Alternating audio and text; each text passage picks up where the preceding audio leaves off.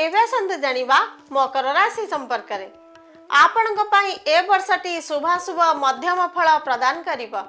वर्षर प्रथमार्ध रे जगी रखी चलंतु। शारीरिक पीड़ा, मानसिक दुश्चिंता, कर्म क्षेत्र रे अस्थिरता एपरिकी निजर लोक माने विरुद्धाचरण करि पारंती, किंतु वर्षर द्वितीयार्ध रे सप्तमस्थ बृहस्पति जोगु शुभ फल मिलिबो। पिता माता गुरुजन मानकर स्नेह आशीर्वाद लाभ करिवे। निजर योग्यता दक्षता पारदर्शिता को नहीं असंपूर्ण कार्य को संपूर्ण करिवे। व्यवसाय वाणिज्य रे आय वृद्धि घटिब। महिला माने आनंद उल्लास रे समय को अतिबाहित करिवे। गवेषणारत छात्र छात्री माने विदेश यात्रा करि पारंती।